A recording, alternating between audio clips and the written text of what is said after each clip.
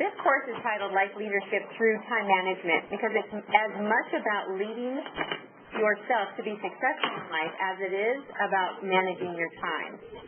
I can teach you to be more efficient and give you some tools to get more work done in less time. However, it's also important to be effective in your efforts and focus on the most important work to get done. To be successful, we need to be both efficient and effective. So when I meet new people and, they ask me what I do, I say, I'm an educator. Okay, so what do you teach? And I tell them, I teach soft skills like leadership, ethics, time management. And people always have a comment about time management. Oh, I don't have time for stuff like that, or I don't have time for planning, or I don't like to plan because I like to be creative. I like to be spontaneous and be free to do whatever I want. And I like to be fun and spontaneous too, but I find that having a plan actually frees me up to be more spontaneous and creative. Just like when I go to a new city, I always have a map of that city so that I can plan out what I want to do and be creative and save time in where I want to go and what I want to see. So my map is the tool when I travel, and our planners and planning is the tool that we're going to use and we're going to talk about developing today to help us be more successful. So our roadmap together during the next hour and a half is we're going to talk about how to build our tool. It has to be specific to you. How are you going to build your tool? And how do you use your tool? Where to use your tool? And then I'm going to challenge you to go ahead and start using that tool. Now, I'm willing to bet that most of you are pretty dependable. Just by the nature of people who take time management classes, you're probably really responsible, and people are probably wondering, why are you taking this class? Because you've got everything pretty much well under control. And that's pretty typical. What I'm hoping to present to you is some ideas and some tools to speed it up a couple notches. Unless, of course, you're the person whose supervisor requested that you take this course, and then we're going to start at the beginning and build upon that. So my goal for this class, for all of you, is to find more inner peace by consistently working towards your success and seeing the results. So let's get started. So has anyone changed a flat tire? Has anyone had a flat tire and had to change it yourself? Attempted. Fatima? Yes. Okay, Fatima, why don't you tell us your story? What happened? My goodness, I was stuck on the freeway. It was raining and nobody would stop. And I said, okay, this is it. I have to remember how my dad changed a tire years ago. And I have to, so I pulled the jack out and everything. I couldn't get the car because I didn't know where to put the jack to pick the car up. And we had a good Samaritan stop to help me out. So I attempted. And you watched him do it? I did watch him do it, so now I can do it. Yes. So it's a pretty simple process. Fairly. Right. Very simple, actually. But very difficult to do when you've got cars on the freeway, when you've got rain coming down. Yeah, very stressful. I've changed many tires before, and I've changed them on the freeway like that. Very stressful. I mean, you're shaking. You don't know if you're going to lose your life at any moment while you're changing that tire. But I've also changed it in my driveway. And you take your time. You get down on the ground. You know exactly where to put that jack, and you're tightening the lug nuts. One time, my mom had a flat tire, and she called me, and she was at home. And so I went and I was helping her change it in the driveway. I actually took the time to teach her and had her do it, because we had all day. We were relaxed. We don't have cars whizzing by. So let's use Fatima's example of being on the freeway. What if you were trying to change your tire and you're trying to remember back how to do it and focus on the task at hand? What if I went out onto the freeway and stopped all those cars for you? Oh, wow. Just stopped all the cars, had them park, and let you change your tire, let you do it, learn how to do it, get on your way, and then I said, okay, everybody else, you can start going, let traffic go again. ideal situation. That would be an ideal situation. So, throughout our days, we've got a lot of information coming at us, a lot of requests for information coming at us, a lot of ideas, coming through our minds. And it's almost like rush hour traffic, all these cars whizzing by, all these ideas and information coming by. What if you use a planner and you can park all those cars? You can park all that information in a safe place, and when you're done with the task at hand, you can pick them back up and run with each one of those. And so that's the tool that I want you to build here, is a planning system in which you can park all those cars. And so right now what I want you to do is, on the back of your handout or on another piece of paper, I want you to write down all those tasks that are on your mind right now that you need to get done today. All those cars that are whizzing by in your brain that are keeping you from focusing on what we're doing right here, just make a list. Write them down. I'm going to give you about 1 minute to do that. Work-related or not work-related? Anything. Because you are, not just work-related. You're not just professional. You also have a personal life as well. So anything that's coming to your mind.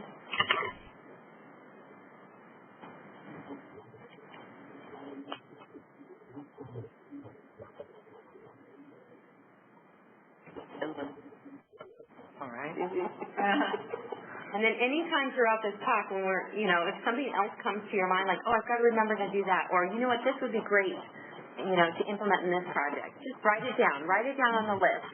So this way you can save it for later. You don't lose it, but it also gives you the freedom to focus on what you're doing right now.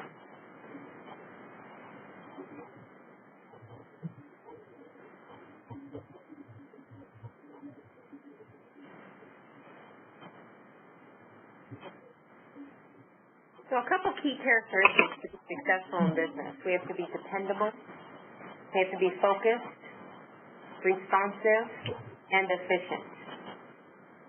So let's start building our tool, or learning how to build our tool that's going to make us more successful. An effective planning system integrates all the information that we manage. It has to be comprehensive. We have events. These are things that occur at a certain time and date. We also manage tasks, and these are things that need to be completed, but they don't necessarily have a specific time or date that they need to be done. We also store information in some kind of filing system, and then we also need to keep track of our communication with others. Our planning system that we build incorporates all these components to work successfully. So this is the image you have on your handout. We're going to go into each one of those. So first, let's talk about our calendars. A good calendar increases your dependability. And people like working with others who are dependable. Now, if you've ever worked with somebody who is just completely not dependable, you don't work with them eventually. This is a screenshot of my calendar, and let me actually open it up here. In my calendar, and in your calendars, I have both professional and personal things. What I've done is I've color-coded my calendar. I use Outlook, and I strongly encourage everybody to use Outlook. Just this day and age with people scheduling meetings with you, we need to know, what your availability is, to be able to meet with you or talk to you. So in using the category function of Outlook, I've color-coded them. So I have, you see a couple birthdays up here and stuff. I've got personal items and professional items. You need to have one calendar that has both. So people who leave their calendar at the office and go home, it just doesn't work. Or and then you have another one at home. Because you're only one person. You can only be at one place at any given time. You can't be in two places. If you carry two calendars, then you're going to run the risk of scheduling yourself in two different locations.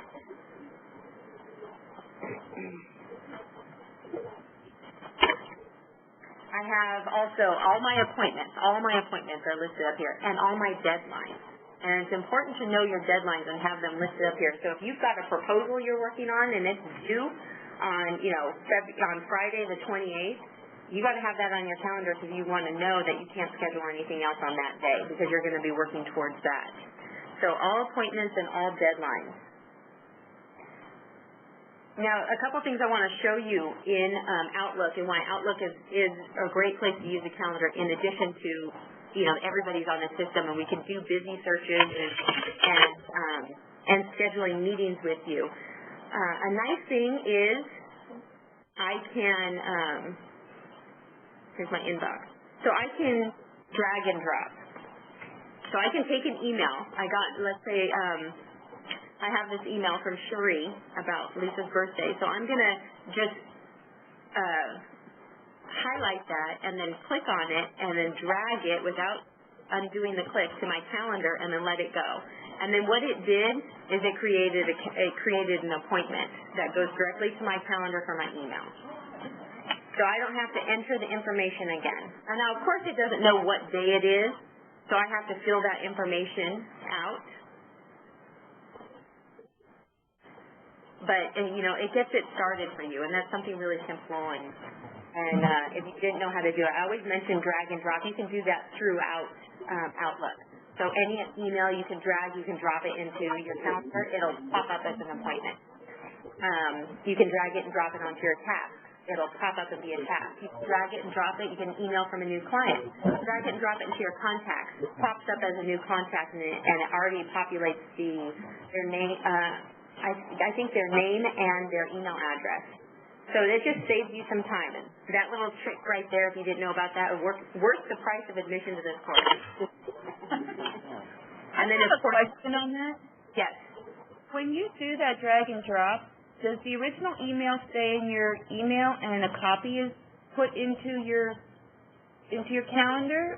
That is correct. That is correct. That is a nice feature of Outlook, that it does do that. So you will always have the original email continue to be in your inbox, and then just makes a copy. That's right. GroupWise did not do that. So if anybody remembers using GroupWise, did not do that, but Outlook does.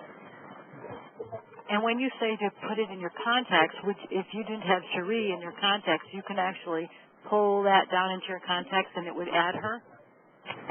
Yes. Let me find somebody who's not an employee. Russell. So Russell actually isn't in my contacts. So I'm going to drag him, drop him into my contacts. And there he is with his name and his email. So I just have to type in which company he's from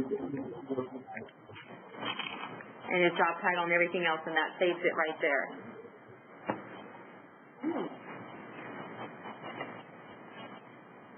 And another feature that you can do with your calendar, let me go back to my calendar. And typically your calendar, at least mine does, defaults to the weekly view. So when you look at it as the monthly view, you can look at it with low detail, which scares me at first. And you just click on it and it looks like I have nothing scheduled, or go down to high detail, and that gives you everything that you have listed there. And then I can go ahead and print, and I can print it as a monthly schedule. So, I have one calendar, let's say, I'm not going to carry my computer around with me. I'm going to go home for the weekend. I'll go ahead and print this. I can carry this with me. I can carry this. I can print this and put this in my planner. I personally use a daily planner, and so I can also print a daily day, and so it shows up my schedule, and it gives me a place to take notes, and it also has my tasks in there too. So you can print those, and you can print them in different sizes. Now I use the Franklin Covey planning system. And so, I use the biggest one, so, 8.5 by 11 page is what it is, but then they have smaller sizes like the standard, and you're going to have to, you're going to have to select under print options that specific size, and you're going to have to kind of take a look at it and play with it a little bit, but there is that option there.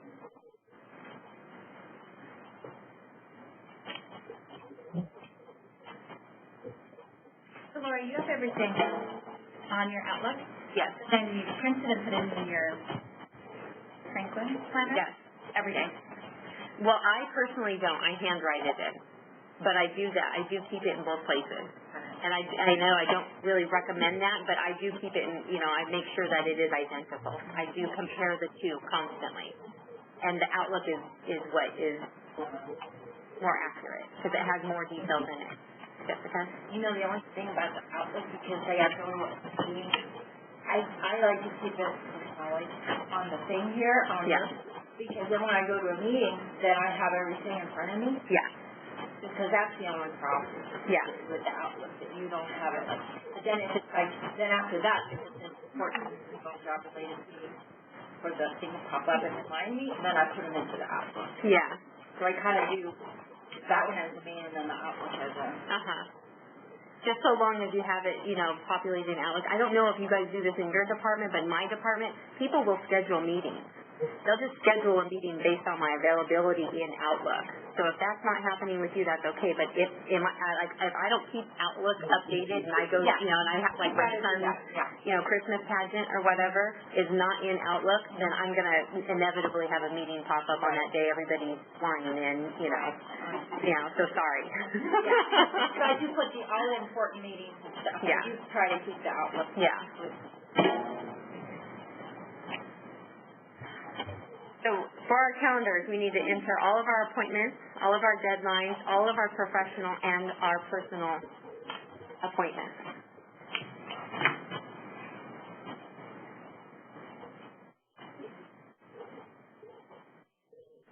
Now, how many people use a task list already? Not very often. So an effective task list helps to keep you focused. Keep you focused on what you're doing. Now, of course, we should only have one task list.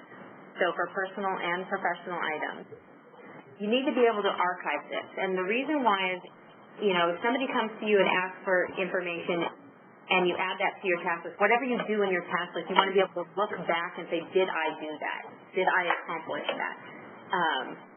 Because when it is important, it's really important to see what you did. And then also scheduling your tasks.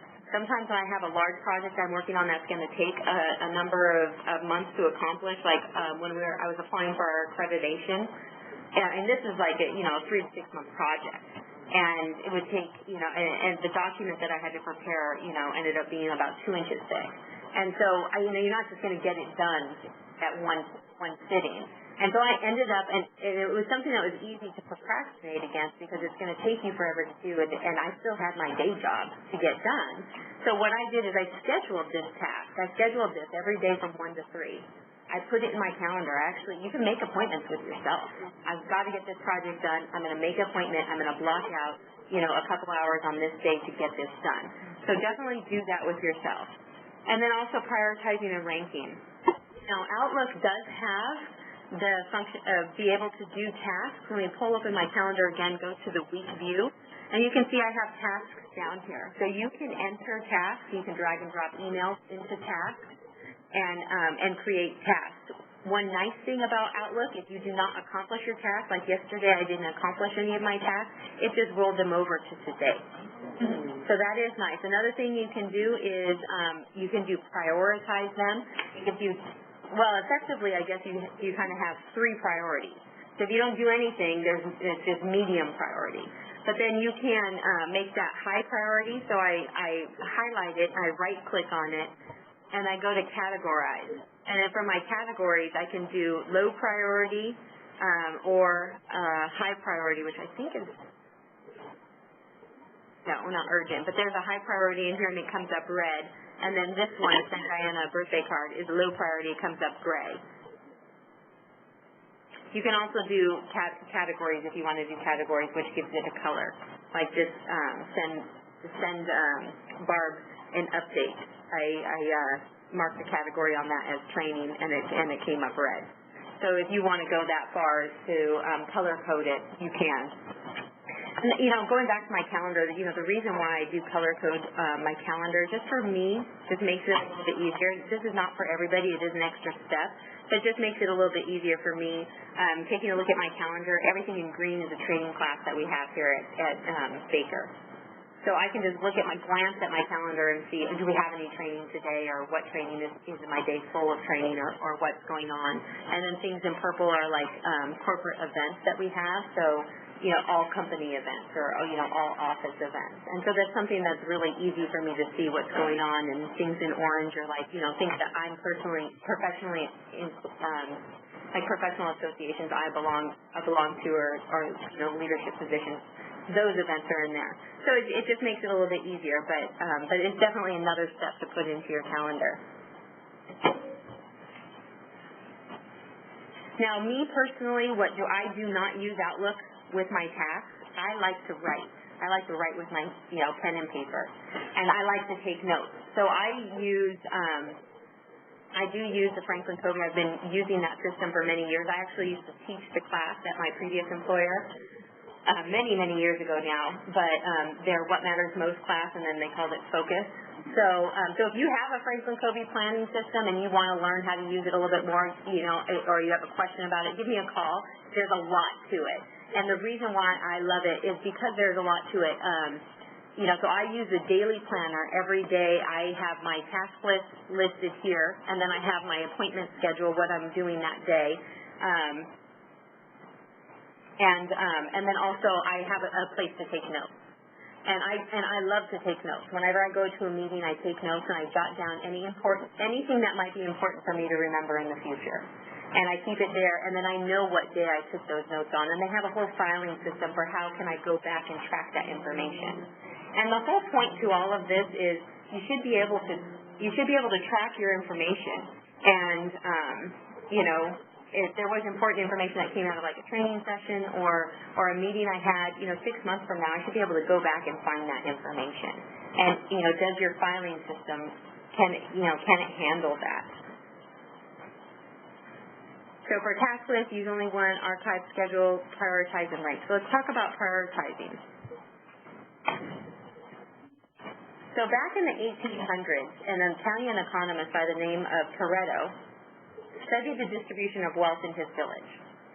And he found that 20% of the people of his village owned 80% of the land, actually.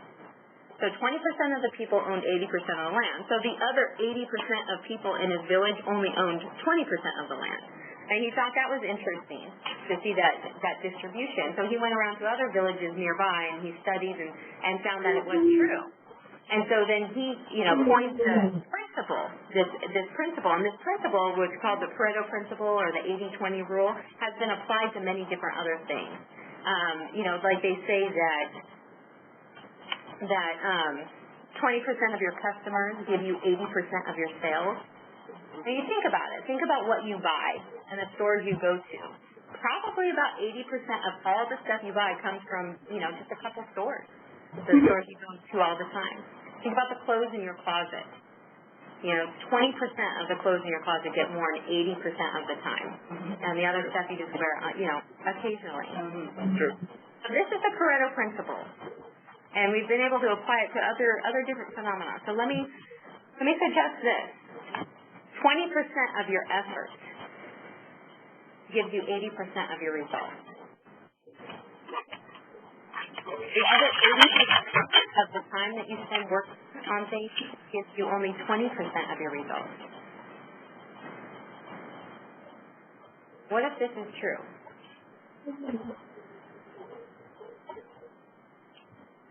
So that 20% of the things that give you 80% of the results, let's do those first. If we only get 20% of everything on our task list done today, it'll give us 80% of the results. This is working more effectively. Sometimes when you have a task list, some people, like to take the easiest things first. Let me just start knocking things out. I want to get checked. I want to have check marks on my list. I want to get things done. And at the end of the day, feel like I've gotten a lot done. What if you only get one thing done, but it was the most important thing? So in prioritizing each of my tasks, what I do is I prioritize them, and I use the ABC method. So I give them either an A, a B, or a C. And A equals, this is something that's important, and it has a deadline. It needs to be done today. Think about this as like breathing. Air. I need air. I need it now to survive. B, things that are important, but they do not have a deadline. This is like food and water. I can survive a few days without food and water, but not for very long. They need to get done. But it doesn't necessarily have a deadline. And then C, things that are not important, but they are beneficial. It is nice. It's like beer or chocolate. It's nice. We like it. We want to get it done. We want to do it. But if I don't do it, I will still survive. So putting these back with our Pareto Principle, things that give me the 20% that give me the 80% results, 80% of my results, those are A's and B's. Those need to get done. And then everything else is a C. It's nice, and if I've got the time and the effort to do it, I'll get it done, and we'll add.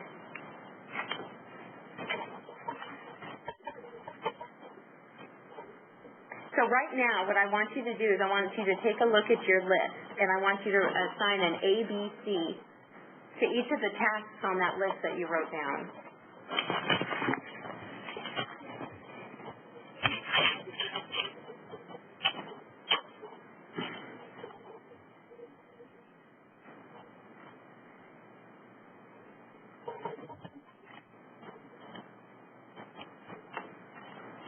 And then I want you to rank them. I prioritize and rank my task list. You add a number next to it. So I give everything an A, B, or C, and then all my A's. I take all my A's and I figure out, okay, well, which one needs to be done first, or which one should be done first is more important. And if you've got a couple things that are just of equal importance and you need to be done equally, just whichever one I wrote down first, because usually that's the first one that came to mind. So all my A's, I assign a 1, 2, 3, 4, 5 to them. All my B's, 1, 2, 3, 4, 5. All my C's, 1, 2, 3. And then if you have that task list prioritized at any point throughout the day, you know what's the most important thing for me to be working on. And this is important, especially when you think about your level of energy throughout the day. You start off in the morning, you've got high energy, and then and you start working really, really hard, and as the day starts going, it starts dipping off right about 10 o'clock in the morning. It starts dipping down pretty low, and then right before you go to lunch, maybe it'll come back up again, right? And you'll work real hard. You go to lunch and you come back, and it's not quite as high in the morning, but it's still you're recharged, you've got more energy, and you start working really hard, and it starts to dip down right about 3 o'clock is probably the low point. And then right before you go home for the day, then it starts, then you work really hard. So think about that. And at that low point, at 3 o'clock in the afternoon, you don't feel like doing anything. You can take a look at your task list and see, this is the most important thing for me to be working on at any point. Come back from a meeting or you get distracted. At any point, you can look at your task list. What's the most important thing for me to be working on? Here it is. So a task list, an effective task list, keeps me focused. Now let's talk about our communication. We manage a lot of communication with emails, voicemails, phone calls, people coming by. So I've got a couple. Effective communication keeps me responsive. And you've got to be responsive. If you're going to be successful, if you've ever worked with anybody who is not responsive to you, you don't want to work with them. And you don't want to be the person that people don't want to work with. So let me challenge you, and this is not the main challenge of the class, but let me challenge you to a same-day return policy. If somebody calls you and leaves you a voicemail or calls you out for information, get back to them that same day. This is what our clients want. Even if you can't give them everything they want, just give them a call and let them know, or an email. Let them know, I got your voicemail. I know you want these things. I'll be able to get it to you by Friday or next week or something like that. So a same-day return policy. Keep records of your communication. We definitely, it's easy to keep records in email, but keep records of your phone calls. And that's one thing I love about my daily planner. I have a spot in my daily planner where in the corner here that on this page that I just keep track of all my phone calls. Whenever I get a voicemail message, I write it down there. And if I need to follow up on it, then I add that to my task list. Call this person back or follow it. It's actually right, I actually keep it right at the bottom of my task list. So it just kind of, I just add a little dot to it. Do I need to follow up on it? I just mark it so that I know I need to follow up on this. But I keep that information so that if somebody leaves me a phone, their phone number or a voicemail message, I can always go back to it and I can find that information, give it to them. And this is great, especially when you're delegating. Because a lot of times you get maybe you might get a phone call, a voicemail, and I'm not the one to handle this, but somebody else is. I'm going to delegate that to them, but I want to keep the information. Because what if they don't follow through, or what if they send it back to me, or they say, I deleted that voicemail. Did you have their phone number? Or, who was that called? Or I can follow up. I can mark it to follow up. I sent that information to Fatima. Fatima, will you call them back and handle this? And then, a couple days from now, I have that there. I can say, Fatima, did you happen to follow up on that? So nothing slips through the cracks. And then also, when we're leaving messages, let's leave effective messages, and hopefully we'll set the tone for the rest of the company, the rest of the business world. So leave an effective message. One time I got a phone call from somebody who, I don't know, they were on the freeway, but I don't know if they were in a convertible or not. They were on their cell phone. I just heard, hey, Lori, it's Bob. Because, we've only got one Bob here in the company. Sure. Hey, Lori, it's Bob, and I was wondering about apartments in Irvine. And I suspect, and at first I thought, oh my God, well, first of all, he knows my name, so it's not, wrong number. And I suspected it was somebody from work, but how many Bobs do we have? Put in Compass Bob and let's see who comes up. It took me hours to figure it out, and I finally did. But, when you call and you leave somebody a voicemail message, either, say your first name, but either say your last name or the department that you work in. Because it just makes it that much easier. Even when I introduce myself to people, they might forget, my name exactly or not be able to place me. Just give them your first and last name or the department you work in. Also, I say my phone number twice. I know they can look it up, but I still tell it to them twice because it might just save them some time. And I say it slow enough for them to write it down. And I always say my name at the beginning of the message and at the end of the message in case I get cut off. When we say our names and we say our phone numbers, we know it by heart, and it comes out really, really quickly. My husband's the worst at this. I don't know how anybody can call him back, Hey, it's Chris Schneider, 66, 234-966. And who knows that number? I can't write that down.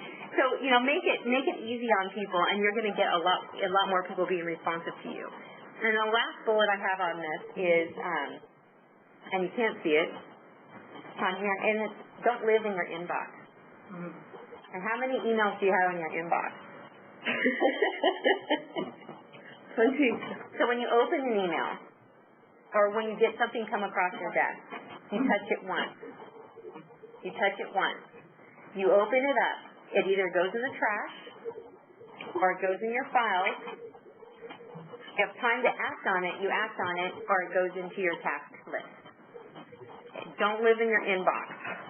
This will be huge for you to have, more peace in your life and be able to manage your things. Only touch it once. It either goes in the trash, you read it, got the information, that's it. Either goes in the trash, I file it, or I act on it. And that's another thing that's nice about Outlook. You drag it into a task. What day am I going to accomplish it on? So you put that date in there, and then it just goes automatically into your task list. On that date, I don't have to worry about it. Now, Outlook does keep that email.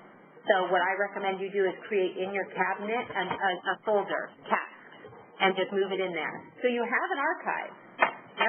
You can go back if you do something like, delete the task, like, I should have saved that. You have an archive, or you can file it in some other way, so you can keep it. But then that frees up your inbox, and you can really see in your inbox, what actually is coming on. And this makes you more responsive to other people. So lastly, our filing system. A comprehensive filing system makes me efficient. The goal to your filing system should be that you can locate any piece of information within 90 seconds. So a phone number that somebody gave you before, or a report that you may have filed and kept a copy of, a project deliverable from 10 years ago. You should be able to identify where is that information within 90 seconds. Now, I have here your computer, your phone, and your paper files. Your paper files and your computer files really should match each other. You know, and you got a good filing system, this is how it matches. And hopefully within project files, we already have that set up, and every department has their own way of how they're going to do that. But the way that you have your files set up, whether it's, you know, organized by subject or organized by, you know, by type or however you have it organized, somebody who is, you know, has a similar position to you should be able to walk in to your filing system and be able to find things, find information. So what if you know, win the lottery, you won the Super Bowl, and and we never see you again. We just get an email that says, I'm out of here, you know, good luck. So somebody else in a similar position to you should be able to walk in and pick up on your work. They should be able to find information and find out where you're at. So when you go back to your workspace, think about your filing system and how is it set up, and can somebody else come in and do it?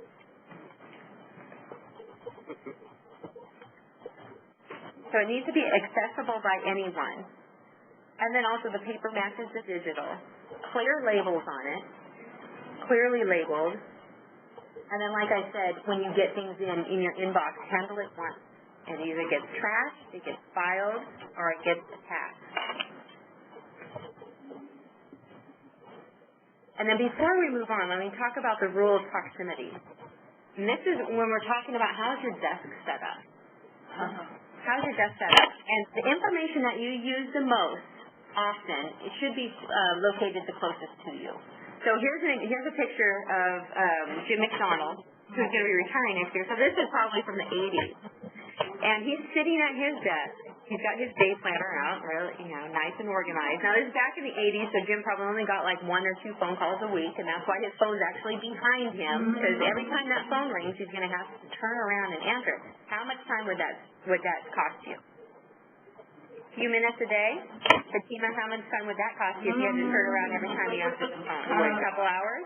Couple hours. You know, but, you know, so like your computer, you know, you're on your computer constantly. You have that right in front of you. Anything that you access throughout the day, files that I work on throughout the day, are within arm's reach. All I have to do is stretch my arm out. And it seems like a really simple thing, and it sounds, you know, kind of silly, but it does save you time. You know, if you use a reference manual on a daily basis or even every other day, if that's down the hall, you know, how much time does that cost you to get up and use it? Or you just won't do it. You just won't do it, and then your quality might suffer because of that. So, like, in this picture, Jim has his reference manuals that he probably uses a couple times, you know, when he's working on a project, you know, he'll pull it out and only have it when he's working on that project. So a couple times a year, he has those behind him. So it doesn't take him that long to turn around and access that.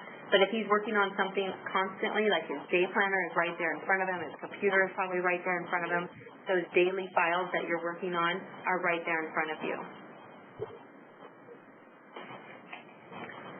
So when you're at your workspace, you know, think about that. You know, the stuff that I work on a daily basis, do I have to do more than just stretch out my arm to get it? Then it needs to be closer to you.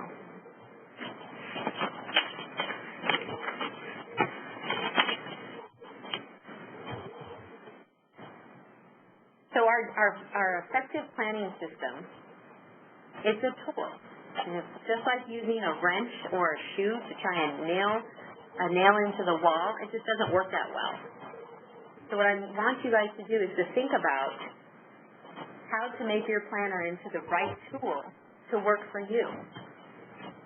What I want you to do is identify what's your planning system. It's going to incorporate all 4 of these items into one system. How are you going to do that?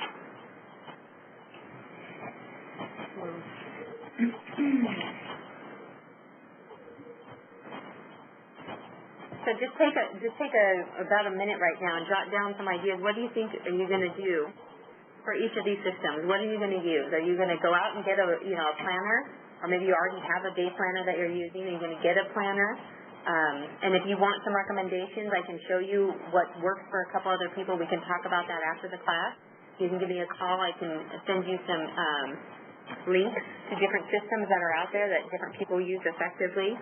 Are you going to use a planner? Are you going to use Outlook? How are you going to use it, and how are you going to accomplish what you need to accomplish with a tool? How are you going to build your tool?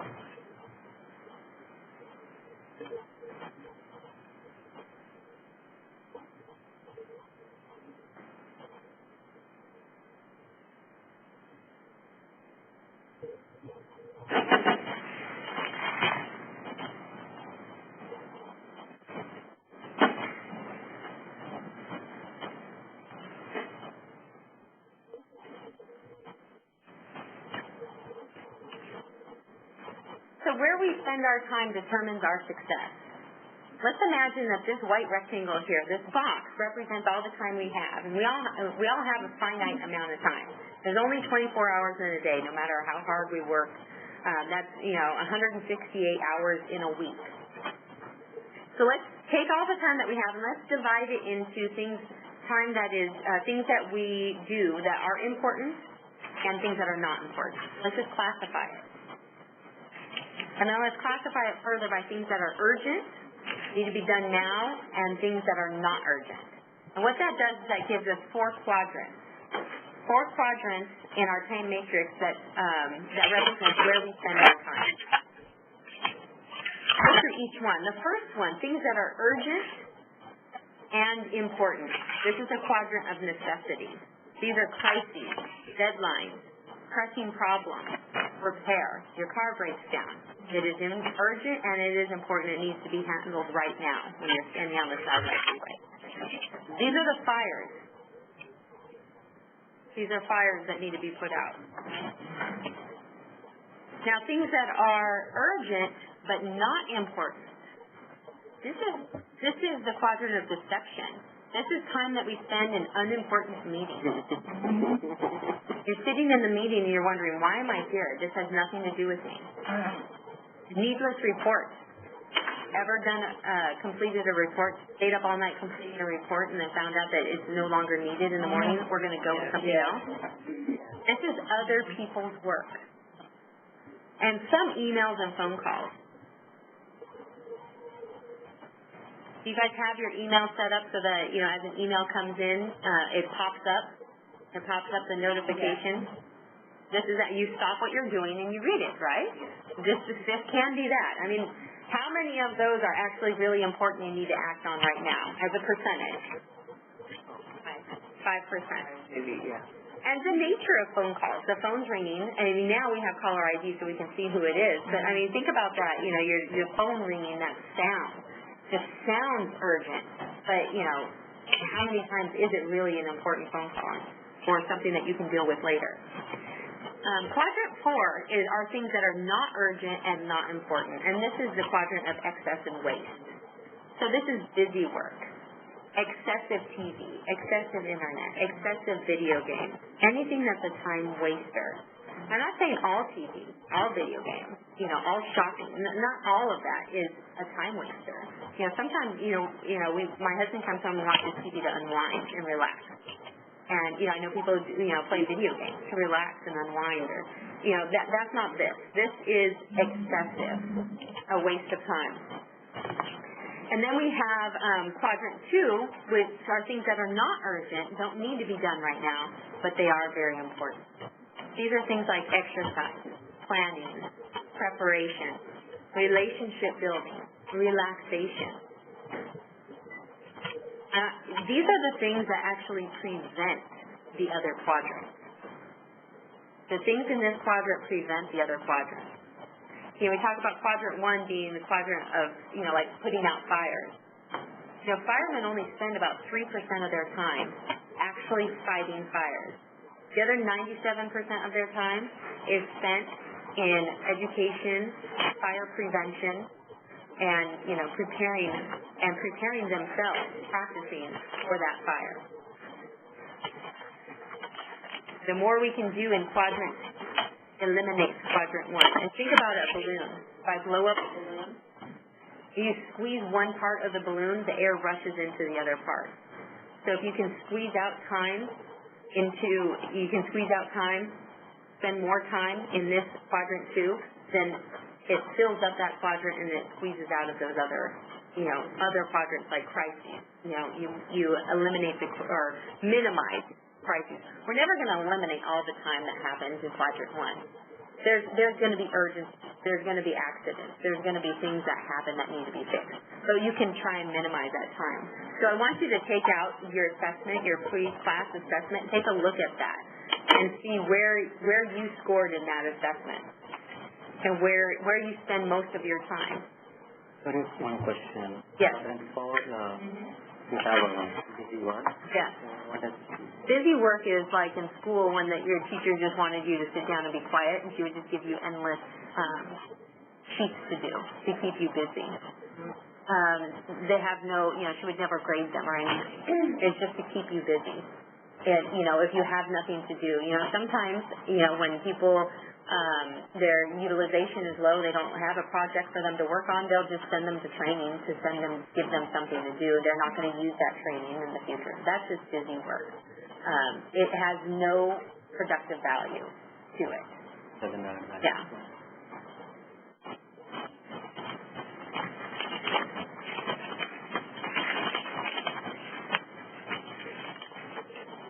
All right, so take a look at your own assessment and where you spend your time, because that really determines our success. For those of you who are spend the majority of your time in quadrant 1, probably some of the characteristics is you are stressed out. and your closest relationships there's probably a strain between you and your closest relationships because you're always working on fighting fires and you're high stress and it's hard. But at the end of the day, you look around, you've got all these fires you put out today. It's very satisfying. This is a satisfying place to live. It's just, it's a very hard place to live. I mean, you think about, people long-term living in here, under constant high stress. I mean, this is not healthy. This is people are having heart attacks and other health issues because, living under that really high stress. So what can you do? You can try and manage it. Try managing your time.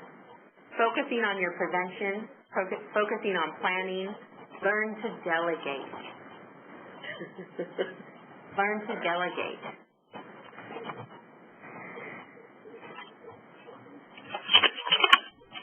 Take the time to teach somebody else to do something, to free yourself up for those higher level tasks. Or you can delegate off to others to push your up, so that you can tackle really those other things that are your specialty, that you're really good at.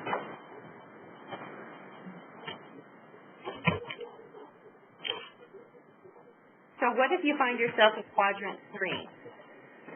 So you're running around fighting fires all the time, and you're working hard, and you live in a really high stress, really urgent environment. You have the same long-term effects of, your significant relationship strain, probably health problems, because just by living under that high stress. But at the end of the day, you don't have the ashes of any fires, to look back and feel a sense of accomplishment from, because these aren't your fires. And about 5 or 6 years ago, there was a huge wildfires down in San Diego County in California. Huge.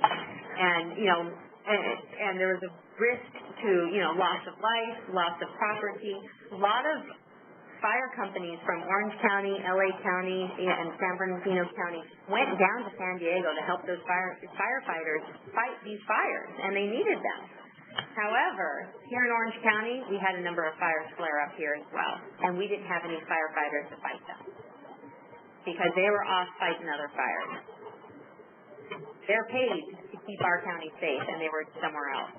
Doing good work, working hard, risking their lives, but it wasn't their own fires that they were fighting. That's the problem with the quadrant, spending time in the quadrant. So what can you do? Minimize the time you're in here. Keep focused on your goals. What are your goals? Prioritize. Doing that daily prioritization. And learn to say no. Sometimes you have to say no.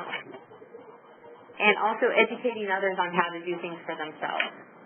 Now, a lot of times I get people who are administrative assistants tell me, or any kind of assistant, it's my job to help other people with theirs, and that is their job. They're not in this quadrant right here, or may not be in this quadrant. If, and to be honest with you, I mean, they say about 35% of your job is just responding to others. 35% of the time you spend in the office or at work is responding to others, helping others, and that's, working in a collaborative environment, and that is part of your job. That is one of the reasons you get paid. So you can't spend 100% of the time, not dealing with other people. But this is when it doesn't achieve your goal, or it doesn't achieve the goals that you're set out to. You're not being paid to do this. This is when you're fighting other people's fires. So try and minimize that. Quadrant 4. So people in quadrant 4, actually, some of the long-term effects of this, is relationship problems with, significant relationship strains, because it seems like there's a lot of apathy and a lot of depression as well. So what can you do? The good thing is, if you spend a lot of time here, you've got a lot of time to change. So just try and avoid those time wasters. Set some goals and develop discipline. Reward yourself for avoiding those goals, or avoiding those time wasters. And then quadrant 2. If you find that you spend most of your time in quadrant 2, you can always still focus and try and spend more time here by making appointments with yourself and achieving those long-term goals. Break down your goals and develop a planning habit. Develop a habit of planning daily and weekly and annually.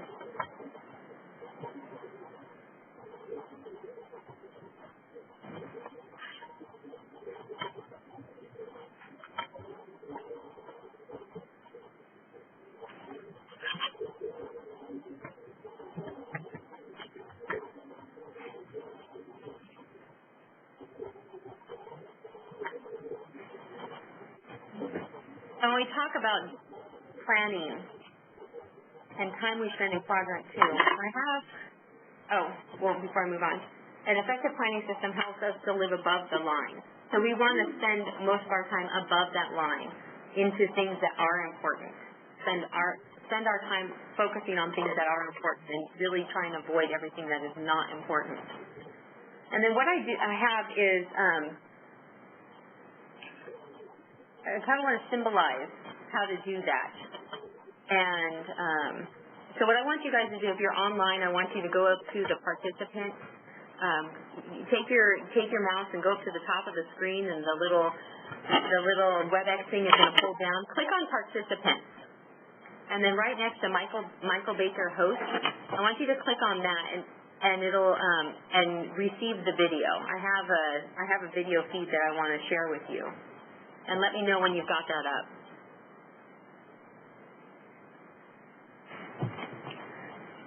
I have it up. Okay. So is there anybody who does not have that? Either chat to me and let me know you don't. Or just say something. And if you double click on that picture, that image, then it'll come up bigger in your screen. Okay, great. That's crazy. So let's talk about weekly planning. This bucket here represents the amount of time that we have in a week. So we say we have 168 hours in a week. And right up to this last line right here. All this time that I have in here. So usually when we start our week, Monday morning, you come into the office, you get up in the morning, you've already got, some emails. You've already got these little things that are coming in. So I've got these little rocks that represent just little things, emails, people asking for information, coming by my office, can you get me this? Can you do this for me? And so these little things come in. And then I've got these big rocks. These big rocks, like this one says my biggest client. This one says my family on it. These big rocks represent those quadrant 2 things. There's planning, preparation. I've got, the relationship building with my boss, or my vacation, networking, training, exercise, project, my number 1 project. This is my number 2 project I'm working on. Delegating. So taking the time to delegate and follow up on that and quality control. So these are big rock things that are important, but they're not urgent. And so as we start working through our week, we have all these things that are coming in. And typically, we just start responding. You know, at the beginning of our week, we're super high energy. Let's just keep responding. Let's just get this done. Emails coming in. So I'm responding to the emails as they go along. And my week and my day starts slipping by. And then, you know, maybe towards the end of the day, I get a call from my biggest client. You know, there's a problem. So I've got to deal with that. So I put that in. I start focusing on that. And by Wednesday, my week is really starting to fill up, and I'm starting freaking out because, you know, I haven't done any exercise. I haven't spent any time with my family, so what am I going to do? Let me try and fit some of the stuff in here. So I've got my first project that I'm working on, my number one project I'm working on, put that in there. Let me see how many things I can start, you know, putting in here as the week goes by. This time with my family, there's no way I can get that in under the line. I'm not going to spend time with my family this week. So I might spend some time networking. I can get maybe my second project in here. If I start shifting some things around, I can get my networking in here and maybe some training. I don't have any more room for exercise, and I might be able to put in here either vacation or a relationship with my boss. And that's pretty much it. Nothing else is really fit in there. And so I've got some of these really important things that just didn't get done. But what if we change what we're going to do? Before the week starts, we've got this blank week. You know, I've got this empty week. It hasn't even started. So what if I take all my big rocks and try and fit them in first before the week starts? So I've got my family. I've got my biggest client. Get that one in there. My project number 2. Maybe maneuver these around. Delegating gets in. Project number 1 is in here. I got my vacation. Pop that in there. Some training. Spend some time on quality control. Can get that underneath the line. Relationship with my boss. Networking. Probably fit that in there. And then my exercise. I got my exercise in there. So they all fit. So now my week starts. Okay, I've got these all scheduled in my calendar, ready to go. Week starts, people start asking for information. Emails start coming in and taking care of those. There's still the same amount of little things. The same amount of little things come into my life that I deal with as much as I can. But I've also got the big rocks done too. Pretty cool. So think about your weekly planning. If you start before the week starts, before you're in the middle of it, or your daily planning, if you have a plan before it starts, all the little things are going to get accomplished as well as the big things.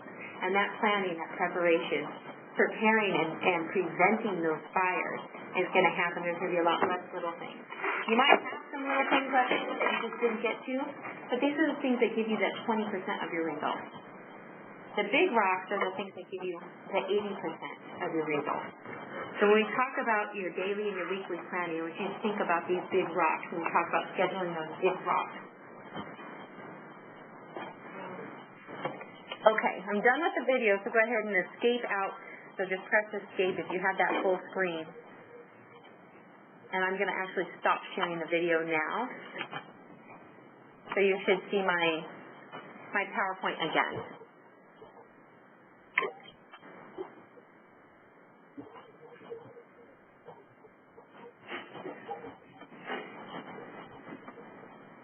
So the rest of our presentation, we're going to talk about those big rocks. What are those big rocks? So our comprehensive planning achieves lifelong success. So what are those big rocks? Let's determine what's important to you. And I just encourage you to give yourself the gift. Within the next week, give yourself the gift to sit down for half an hour to 45 minutes and determine what is important to you. So I'm talking about things like, what are your significant relationships?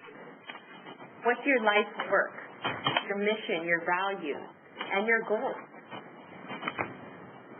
I'm going to send you an email, hopefully later today, that gives you a couple links to some resources, you know, if you want to explore how to write your own personal mission statement.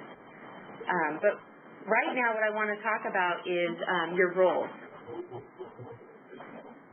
We all have many different roles that we do. You know, like I'm a manager here at Baker. I'm a trainer. I'm part of the HR team. I'm a mother. I'm a community. I don't want to say activist, but you know, I'm a member of my community, and I participate in my community. You know, I'm a friend. I'm a daughter. I have lots of different roles that are important to me. Right now, what I want you to do on your handout is you just jot down some of the roles that you have, some of your key roles that make you who you are.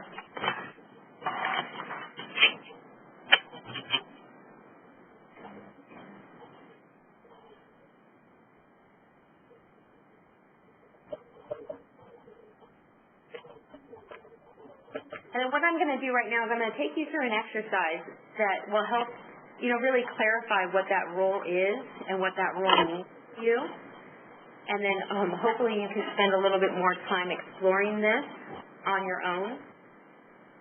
And the whole reason I'm doing this is because, you know, I want you to really identify what are those big rocks in your life. And these roles are personal and professional. So just jot down your roles. And then I want you to imagine you're at your 90th birthday. She looks fabulous for 90, doesn't she? Looks a little bit more like 65. But so imagine it's your 90th birthday and you're surrounded by friends and colleagues and family, people in your community, and they've all come out to celebrate you, and they're each going to take a turn and tell you what you mean to them and how you've impacted their life. So what I want you to do is close your eyes and just pick one person, and I want you to think about what would that person say? How would they toast you? What would they say about you? So I have an example here. I just chose, you know, just one, a younger friend of mine that I'm a mentor to, and she would say, I always felt you believed in me. And you took the time to guide me to the resources I needed to succeed. So what I want you to do is think about your person right now and write down on your handout, just what would they say about you? What do you want them to say about you on your 90th birthday? Just one.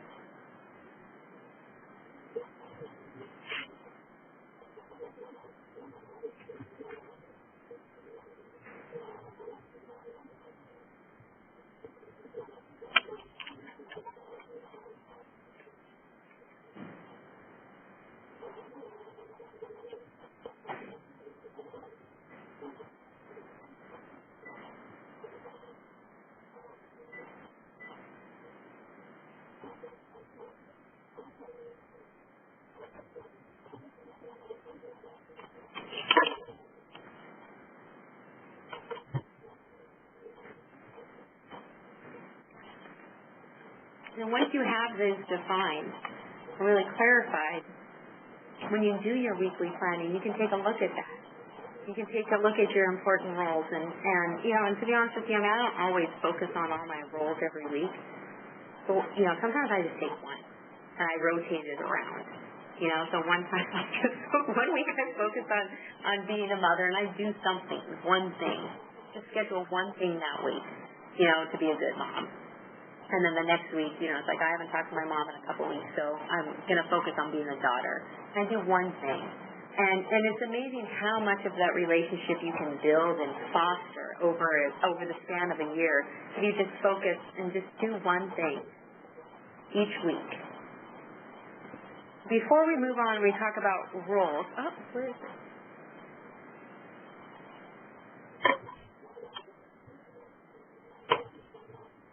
Uh-oh, this might be an older version. Okay, I had one more slide in here.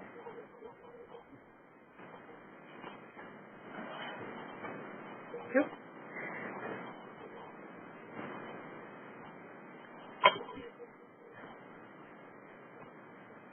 I have one more slide in here. Before we move on, talking about roles, I want to talk about one important role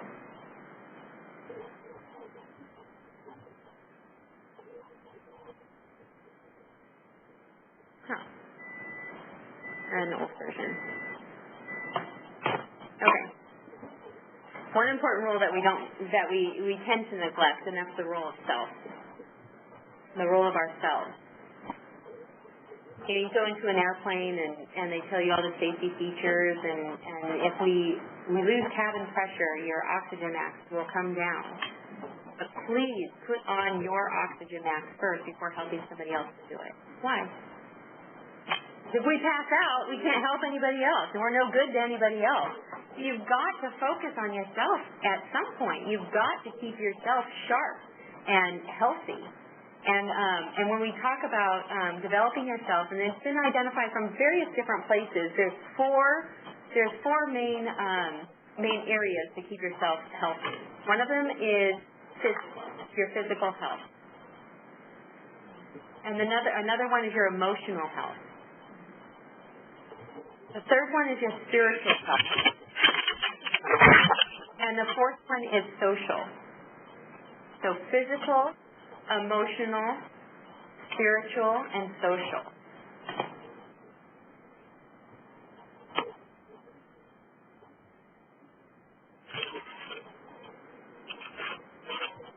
And so when you do your weekly planning, you think about your roles. This is one role you always have to hit every week too. And what I do is I plan one thing I'm going to do, just one thing I'm going to do that hits each one of those four. Or one thing for four of them. So I try and plan, a lunch with a friend. Do something social, once a week. Something physical. What am I going to focus on that's going to improve me physically that week? Whether it's, how many miles am I going to run, or, am I going to take a yoga class? Whatever it is physical, I'm not going to eat sweets this week, or whatever it is. Make sure I drink water. Spiritual. Whatever that means for you, I'm going to go for a walk in nature. I'm going to go to the beach. I'm going to take a class. I'm going to go to church or whatever. Emotional. Things like, I'm going to read a book. Get a book or an article on a topic that I'm interested in. Develop myself emotionally. Or just, sometimes, to be honest with you, sometimes you can do an event that hits two things. Like I'm going to have lunch with a friend, we're going to talk about, what's going on in our lives. So, and that can hit social, that can hit emotional. I can go for a walk with a friend. Things like that. So think about, how am I going to develop myself in each of these four areas each week? And this is what's going to create that balance in your life. That's going to keep you healthy. There's a great book out there called The Power of Full Engagement, and they really talk about this. It's about managing your energy so that you're fully engaged in what you're doing, and you'll find that you'll be more productive. And they talk about this a lot. If you are stressed out, if you're stressed out about like your relationship at home, you're not going to be as effective at work. And it's also going to weigh down on your body. And when you go out and you try and perform, like let's say you're a runner and you're going to run a race, you're not going to perform as well in that race because it's all interrelated. And so this is what tries to keep you, if you're going to be healthy in your whole body. And it's going to affect each of those areas. Okay, so moving on from roles. In our comprehensive planning for achieving lifelong success, determine what's important to you, and then annually setting goals. We all have things we want to accomplish. And we've got to be successful, we've got to set goals. And really, I recommend 1 to 2 goals at a time. No more than that. And I'd love to sit down and accomplish 7 new things. And I can come up with 7 things within a matter of 10 seconds that I want to accomplish in life. But can I really effectively work at 7 things at once? But if I take one thing and work at it until I accomplish that and then move on to the next thing, I'll get a lot further. So let's talk about setting goals. What is a goal? It's simply a dream with a date. So think about our roles, and when you think about that exercise I took you through the rules, we can talk about setting a goal, and that What would you like people to say about you at your retirement or your 90th birthday? That was just kind of that's the goal. That's the dream. I want my friend who I mentor to say that about me. And then think about what would they say what would she say today? And that's my starting point. Okay? When we think about goals, what's your starting point? Where am I at? So let's look at the steps in goal planning so that we can make sure that we achieve them. And the first one is to identify a goal. Now, I actually use a spreadsheet to identify my goals, so let's define a goal. What's a goal that a typical goal that somebody would want to have? Retirement. Retire?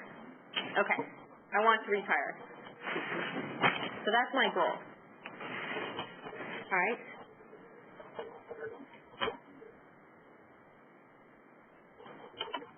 All right, so let's really define it, because, retiring might be one thing to somebody and mean something to somebody else. Like, somebody might be like, well, I want to retire one day, maybe at 80. Somebody else is like, no, I want to retire at 50. I'd love to do that.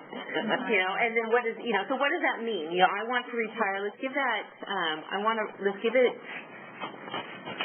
you want to retire, and then what does that mean? I want to stop working. Was that what I want to stop working. And stop working. Stop working and start traveling. Okay. See. And travel. All right. So I want to retire. So I'm stop working. Some people retire and then they get a whole nother career. So I want to retire, stop working, and spend my time traveling. So the next thing we've got to do, number 2, is give it a deadline. How old do we want to be when we want to do this?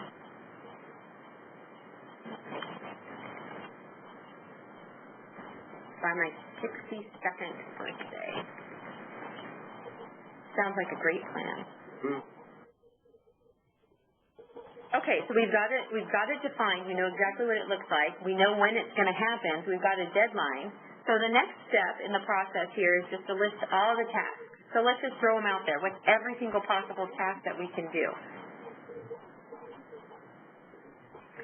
So I need to figure out, how much money I have saved.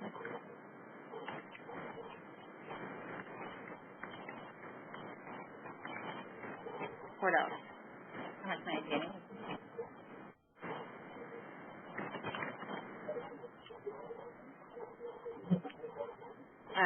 With a financial guy. Okay, meet with a financial planner.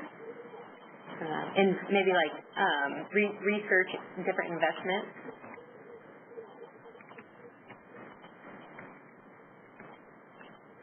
Maybe research places to travel. Identify different people that I could travel with.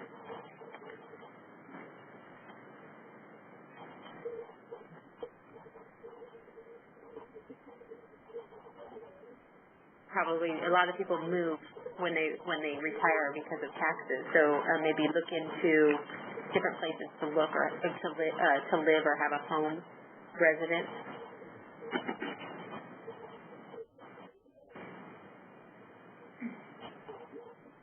You get the idea. So you just put down every single task and break it down, into that enough of a granular level that you can accomplish it. And then the next step in the process is just start assigning dates to each of those tasks. When can that be achieved?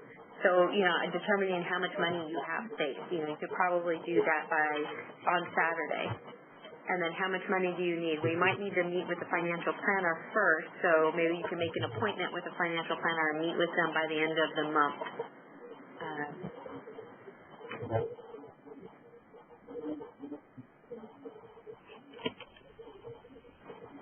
And then next you should be able to know. So you would assign dates to each one of these things. And what's nice about having it in a spreadsheet is then you can just kind of sort it.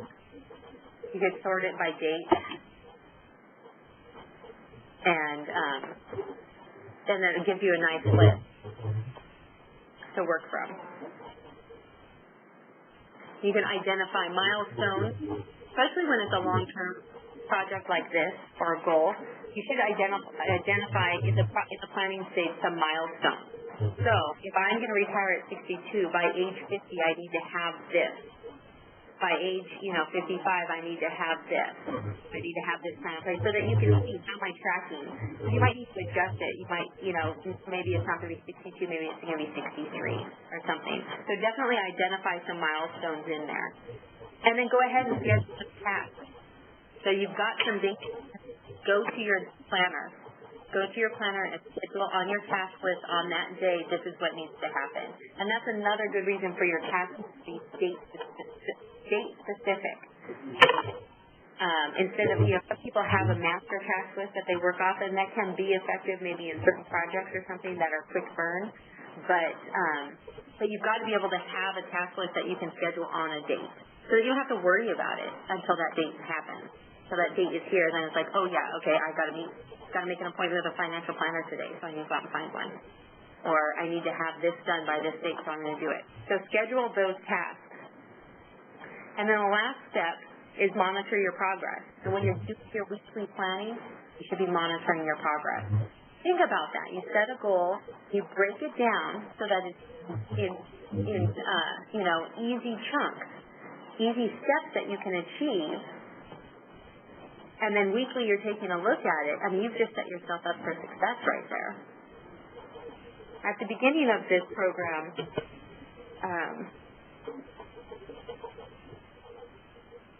I asked you a question. If time and money were no object, someday I would. You take a look at that. You write down. Take a look at what you wrote down. I've had people in the past say things like retire, learn a foreign language, travel, get a degree, buy a vacation home, spend more time with my family. Things like this. These all seem achievable when it's not yours. Oh, it seems achievable. A foreign language, just go, take a class or do this. You can do that, Retire. You can retire. People do it all the time. Travel the world. People do that all the time. So if I were to read yours right now, everybody else would probably say, oh, that's totally achievable. So take some time, and this is your homework, take some time to establish just one long-term goal. It doesn't have to be the one you just wrote down right now. Maybe that might seem a little overwhelming. You want to get your feet wet with something that just takes a year or two to achieve. But take the time to write out and really plan out one long-term goal, something you wanted to do, a degree you wanted to get, or maybe a license that you wanted to achieve, or something. And maybe you always wanted to publish an article or make a presentation or something. So take the time to establish that long-term goal within the next week.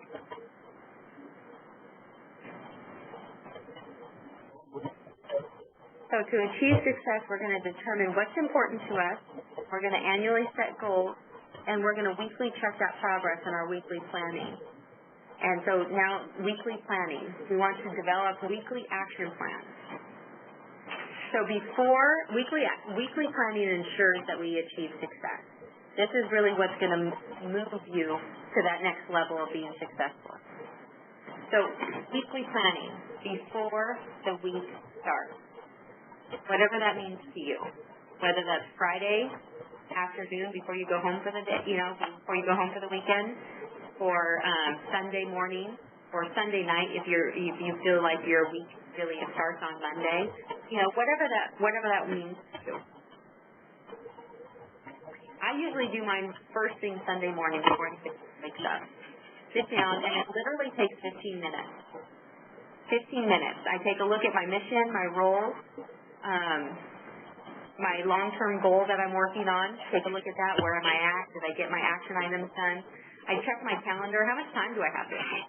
Am I in, a 5-day training class? I don't have a lot of time, so I'm not going to schedule a lot of tasks. Or is my week open? So always take a look at your calendar to see how much time have you already given away and how much time really is yours to work with. and then schedule those big rocks.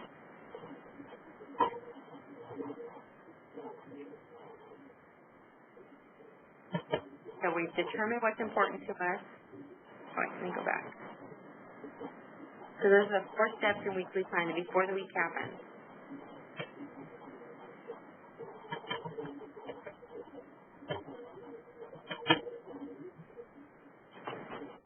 Determine what's important to us, annually set goals. Weekly, we check our progress on our goals. We develop weekly action plans, and then focus on daily achievement. So you do your daily planning, and this takes like 5 to 7 minutes, or 10 at the most. Before the day happens, or the first thing in the day, as I do my daily planning. Daily planning helps to keep us focused and effective. So the first thing I do is I check my calendar. How much time do I really have today that's my own to work with? And I make a realistic list. And this is my biggest challenge, because I always have at least 25 things I want to put on the list. Because you never know. You might get an extra 4 hours today. You never know. It's not happened to me. But if it does happen to me, I will be ready. I will have something to do. So make a realistic list. What can you get accomplished? And then you've got to prioritize and make it, because if you only get one thing done today, what should that one thing be?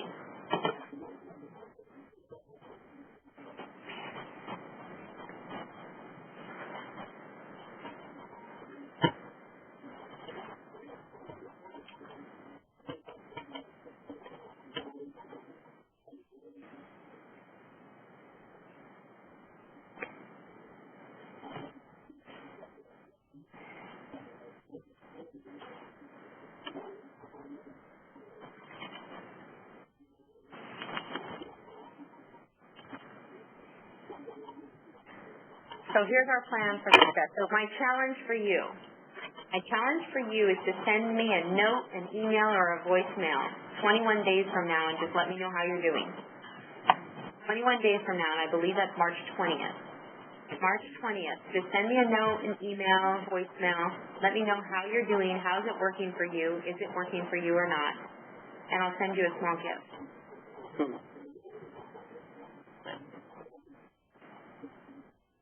And I say 21 days from now because I say that's the average time it takes to develop a new habit. So for the next 21 days, you try this out using a planning system, daily planning, weekly planning for the next 3 weeks. Then you're on your road to developing a new habit.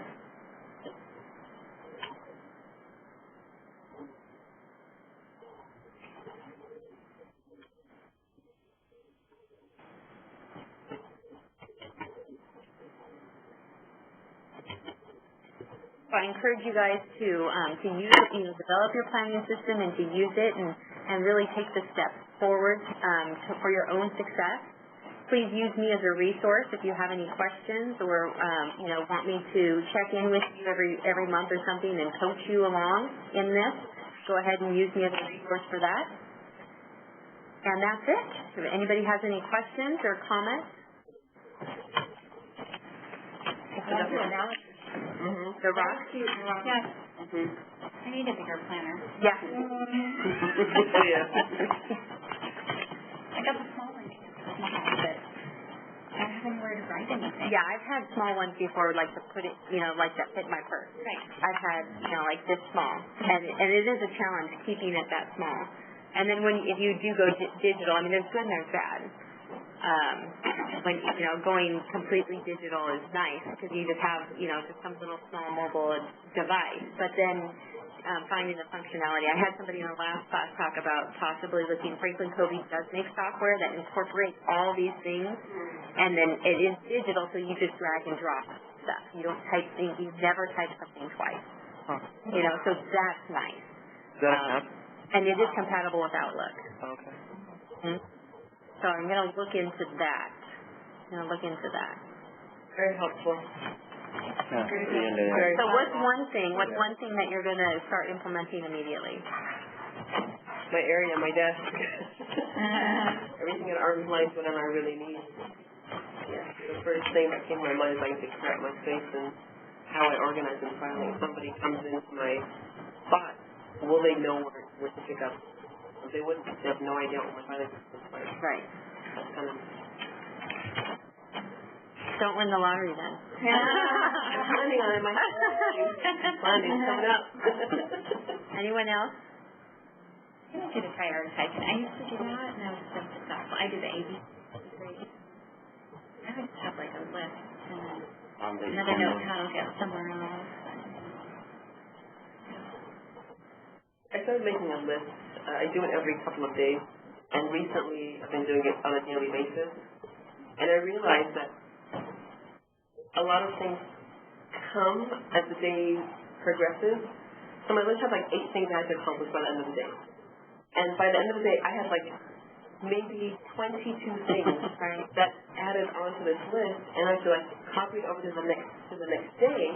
Like, wait a minute, I didn't finish these 8 things I wanted to do, you know? So it's just, I guess the prioritizing and ranking. Prioritizing, but then also being able to, you know, when you have a new task to add to a list, if you could add it just on that day. Like, when am I really going to get this done? I'm not going to have time to get it done today, but maybe tomorrow. So just write it on tomorrow.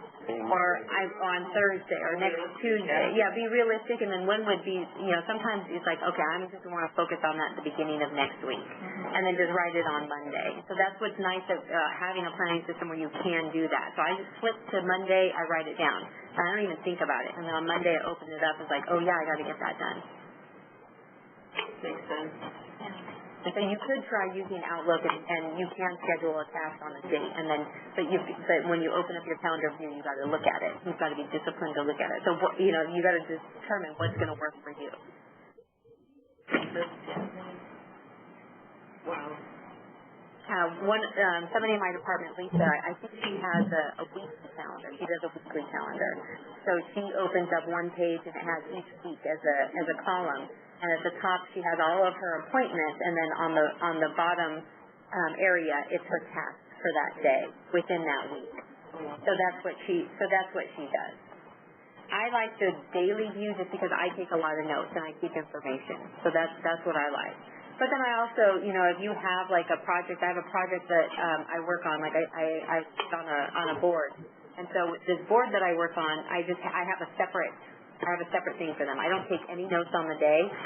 I take notes on a separate piece of paper that I keep in my binder, that I keep here in my planner. And so every meeting that I've had for the past 3 years with this group, I have my notes here in one place.